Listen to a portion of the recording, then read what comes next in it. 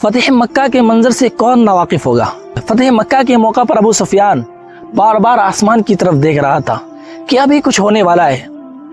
ان کی یہ پریشانی دیکھ کر ان کی بیوی ہندہ، جس نے حضرت حمزہ رضی اللہ تعالیٰ عنہ کو شہید کروا کر ان کا کلیجہ کچا چبایا تھا، وہ ابو سفیان کے پاس آتی ہے اور کہتی ہے کہ ابو سفیان، آخر ماجرا کیا ہے؟ آپ کے چہرے پر یہ غم کے اثرات کیسا ہے؟ ابو سفیان اپنے گھر سے نکلتا ہے، مکہ کی گلیوں میں چہل قدمی کرتا ہے اور مکہ کی گلیوں سے نکل کر مکہ کے حدود تک پہنچ جاتا ہے۔ اچانک ان کی نظر اسلامی لشکر پر پڑتی ہے۔ وہ دیکھتا ہے کہ سامنے شعاع روشن ہے، لوگ پہرے دے رہے ہیں اور وہاں سے کچھ بھن بھناہٹ یعنی کچھ پڑھنے اور پڑھانے کی آواز آ رہی ہے۔ ابو سفیان ہکا بکا رہ جاتا ہے اور وہ سمجھ بیٹھتا ہے کہ آج ہمارے ہاتھ سے مکہ نکل جائے گا۔ ابو سفیان کہتا ہے کہ مکہ کے لوگ غافل کی نیند سو رہے ہیں اور یہ لشکر ہم پر حملہ کرنے کے لیے آ رہا ہے، اب مکہ کو ہمارے ہاتھ سے کوئی نہیں بچا سکتا۔ ابو سفیان یہ جان کر بھی یہ دیکھنے جاتے ہیں کہ آخر وہ کون لوگ ہیں، وہ کیوں آئے ہیں۔ ابو سفیان چپ کے اس لشکر کے پاس پہنچ جاتا ہے۔ جیسے ہی وہ اس لشکر کے پاس پہنچتا ہے، ادھر صحابہ رسول کی ایک جماعت جو وہاں پر پہرے دے رہی تھی، ابو سفیان کے گردن پر پیچھے سے تلوار رکھ دیتے ہیں۔ ابو سفیان ہکا بکا رہ جاتا ہے، وہ سمجھ بیٹھتا ہے کہ آج ہمارا آخری دن ہے۔ اسی دوران ایک صحابی حضور صلی اللہ علیہ وسلم کے پاس جاتے ہیں اور کہتے ہیں کہ ابو سفیان ہمارے قبضے میں ہیں۔ اس وقت حضور صلی اللہ علیہ وسلم، حضرت ابو بکر صدیق، حضرت عمر، حضرت عثمان، حضرت علی اور بہت سارے صحابہ بیٹھ کر مشورہ کر رہے تھے کہ کیسے جنگ کرنی ہے۔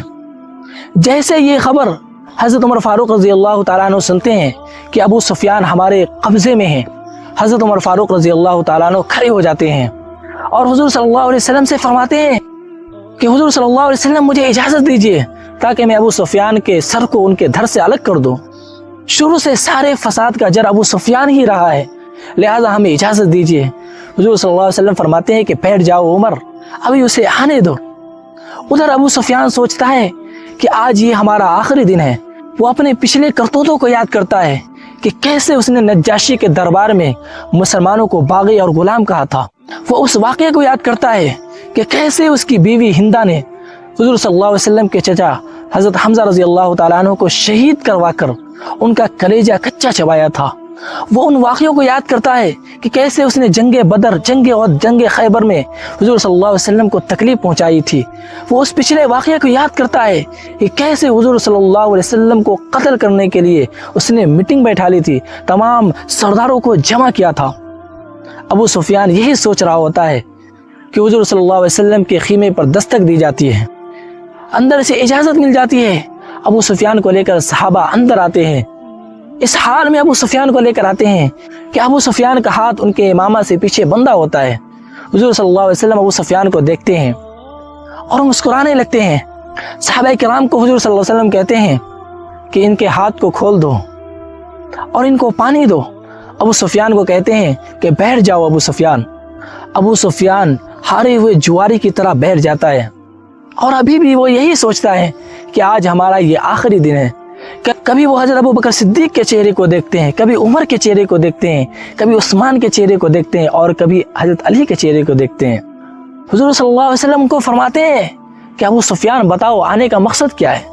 ابو سفیان کہتا ہے کہ میں اسلام قبول کرنے کے لیے آیا ہوں۔ حضرت عمر فرماتے ہیں کہ حضور صلی اللہ علیہ وسلم یہ جھوٹ بول رہا ہے، یہ ہمارے ساتھ مکاری کر رہا ہے اپنی جان بچانے کی خاطر۔ حضور صلی اللہ علیہ وسلم حضرت عمر رضی اللہ تعالیٰ عنہ کہتے ہیں کہ بیٹھ جاؤ عمر۔ پھر حضرت ابو سفیان سے پوچھتے ہیں کہ ابو سفیان بتا تمہارے آنے کا مقصد کیا ہے؟ ابو سفیان کہتا ہے کہ میں سمجھ گیا ہوں کہ آپ کا دین حق ہے، میں سمجھ گیا ہوں کہ آپ کا دین ساری دنیا پر غالب آ کر رہے گا، میں سمجھ گیا ہوں کہ آپ برحق نبی ہے، اس لیے میں اسلام قبول کرنا چاہتا ہوں۔ اس کے بعد حضور صلی اللہ علیہ وسلم حضرت ابو سفیان کو کلمہ پڑھا دیتے ہیں، اشہد ان لا الہ الا اللہ واشہد ان محمدا عبدہ ورسولہ۔ ابھی چند منٹ پہلے ابو سفیان صحابہ کرام کے چہرے کو دیکھا تھا، ان کے چہرے پر غم کے اثرات تھے۔ حضرت عمر کا چہرہ زرد تھا، لیکن ابھی چند منٹ کے بعد صحابہ کرام کا چہرہ کھل گیا۔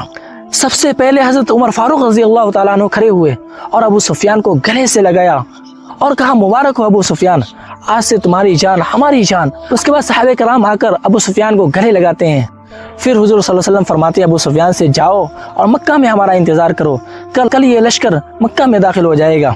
और अबू सुफियान को हुजूर सल्लल्लाहु अलैहि वसल्लम फरमाते हैं कि मक्का के लोगों को कह देना कि जो मक्का में दाखिल हो जाए उससे अमान, जो अपने अपने घर में दाखिल हो जाए, जो अपने अपने घर के अंदर बंद हो जाए उससे अमान, और जो खाना काबा के अंदर दाखिल हो जाए उससे अमान। अबू सुफियान अपने घर चला आता है।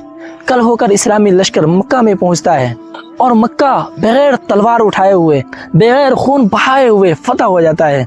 उसके बाद हुजूर सल्लल्लाहु अलैहि वसल्लम उसी मक्का वाले को, जिन्होंने हुजूर सल्लल्लाहु अलैहि वसल्लम को मक्का छोड़ने पर मजबूर किया था, सारे को माफ़ कर देते हैं। और उसके बाद ये कानून नाफिज करते हैं कि मक्का के अंदर जो कोई भी रहना चाहता है रह सकता है, चाहे वो जिस मज़हब के मानने वाले हो। हर मज़हब के मानने वाले को यहाँ रहने की गुंजाइश है। हुजूर सल्लल्लाहु अलैहि वसल्लम के इस बयान के बाद हुजूर सल्लल्लाहु अलैहि वसल्लम के पास पैदर पर लोग आना शुरू कर देते हैं और इस्लाम कबूल करना शुरू कर देते हैं। और उसी हुजूम में हज़रत अबू सुफियान की बीवी हिंदा भी होती है, जिसने हज़रत हमज़ा को शहीद करवाया था।